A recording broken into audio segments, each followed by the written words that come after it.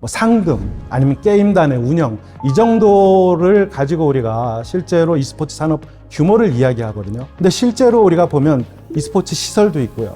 또 e스포츠를 활용할 수 있는 서비스업도 있습니다. 그 영역을 우리가 더 확대하면 산업 규모는 훨씬 커지리라 생각을 하고요. e스포츠는 아직도 시작이라고 생각하고 있기 때문에 앞으로 발전할 수 있는 가능성은 무궁무진하고 그 확장 가능성도 다른 어떤 장르보다도 다른 어떤 스포츠보다도 크다고 할 수 있을 것 같습니다.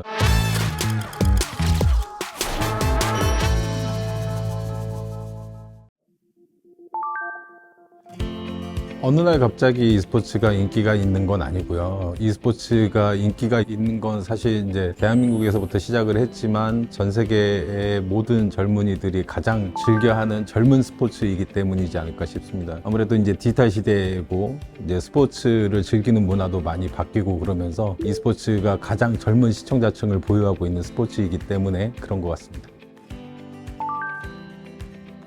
한국콘텐츠진흥원에서 발간한 e스포츠 실태 조사에 의하면 실질적으로 한 1,500억 원 정도의 e스포츠 산업 규모를 가지고 있고요. 그리고 이제 약간 확장된 개념으로는 2,800억 원 정도의 우리나라 e스포츠 산업 규모가 됩니다. 근데 이제 실질적으로 너무 저평가되어 있어서 다른 산업군과 융복합을 하게 되면 실질적인 e스포츠 산업 규모는 훨씬 배 이상으로 많지 않을까 생각을 합니다. LOL 종목은 한국이 세계 최강국 중에 하나고요. 5회 우승이 사실 한국이 최초로 달성한 어떻게 보면 전인미답의 근자탑 같은 이정표라고 할 수 있겠고요. 대한민국이 LOL이라는 종목뿐만 아니라 사실 다양한 e스포츠 종목에서 좋은 기량들을 발휘하고 있습니다. 이제 대표적으로 세계적인 선수들을 뽑으라면 작년 항저우 아시안 게임 때 격투 장르 스트리트 파이터라는 종목에서 금메달을 땄던 김관우 선수도 있고요. 각 종목에서 세계적인 선수들이 계속 나오고 있고요. 그래서 종목마다의 저변의 편차는 좀 있지만 한국 선수들이 분명히 세계 최정상급의 기량을 가지고 있는 건 확실한 사실인 것 같습니다.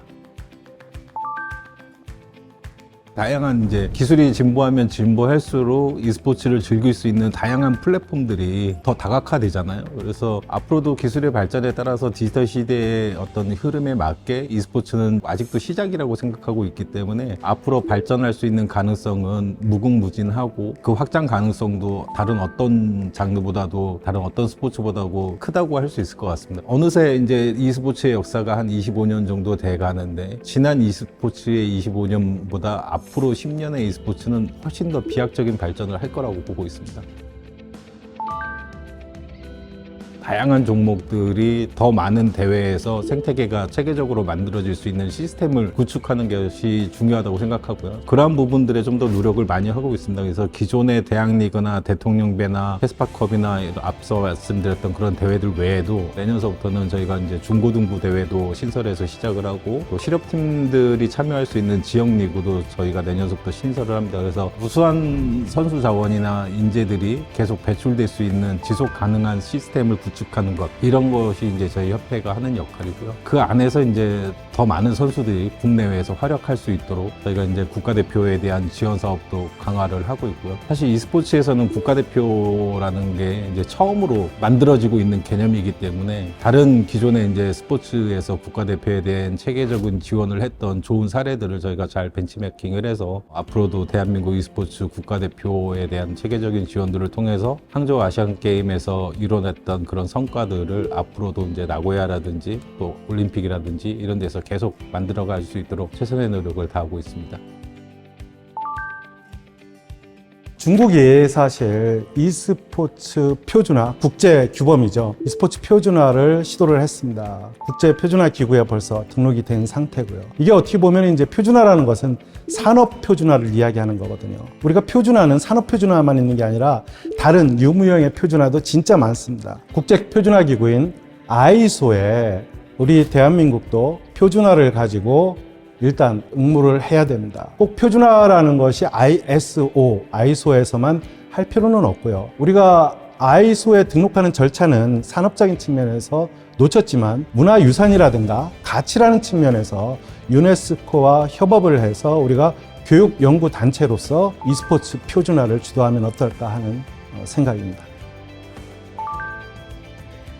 첫째로 산업이 무엇인지 아직도 정립이 안 돼 있습니다. e스포츠 산업이 뭘까요? 상금 아니면 게임단의 운영, 이 정도를 가지고 우리가 실제로 e스포츠 산업 규모를 이야기하거든요. 근데 실제로 우리가 보면 e스포츠 시설도 있고요. 또 e스포츠를 활용할 수 있는 서비스업도 있습니다. 그 영역을 우리가 더 확대하면 산업 규모는 훨씬 커지리라 생각을 하고요. 제일 중요한 거는 e스포츠 산업을 규정하고 정립하는 게 중요하다. 그 다음에 이제 실제로 어떤 부분을 우리가 e스포츠 산업으로 끌어들일지 이러한 것들을 구체적으로 조금 더 고민해서 산업 규모를 현재 있는 것을 잘 챙겨가지고 확장시키는 게 오히려 첫 단추를 잘 끼는 길이라고 생각을 합니다. 저희는 앞으로도 계속적으로 대한민국에서 어떤 e스포츠가 좀 더 스포츠다울 수 있도록, 그리고 그 생태계에 있는 선수들이라든지 많은 종사자들이 스포츠 생태계에서 스포츠 씬에서 일하는 사람들이 좀 더 자부심을 가질 수 있도록 이런 것들을 어떤 표준들을 만들어 나가고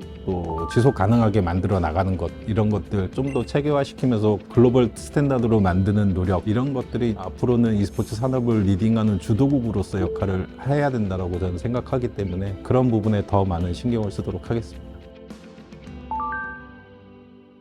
대표적인 예로 그러니까 체육, 스포츠 속에서도 과거에 부정적인 인식이 있었습니다. 대표적인 종목으로 축구, 지금 축구하면 전 세계에서 가장 인기가 좋잖아요. 근데 실질적으로 축구조차도 15, 16세기에 100년 동안 폭력적이라고 해서 금지된 적이 있습니다. 그래서 이러한 문제들은 사실 과도기라고 생각을 하고요. 저는 앞으로는 이러한 문제들이 어떤 교육적인 방법을 통해서 상당히 순화되고 그리고 순기능 또 우리 국민들에게 도움이 되는 그런 가치를 창출하지 않을까 생각을 합니다. 아직도 이제 이런 인식의 장벽들이 많이 있다 보니까 직업 선수로서의 어떤 방향은 좀 많이 알려진 반면 e스포츠를 통해서도 사회적으로 존중받고 명예를 가져갈 수 있다라는 게 이번에 이제 아시안 게임이나 이런 사례들을 통해서 만들어지는 것 같아요. 앞으로도 그런 부분들 저희가 더 많이 노력을 해야 되겠지만 e스포츠가 새로운 스포츠 산업으로서 가장 촉망받는 장르고 앞으로 발전할 수 있는 가능성이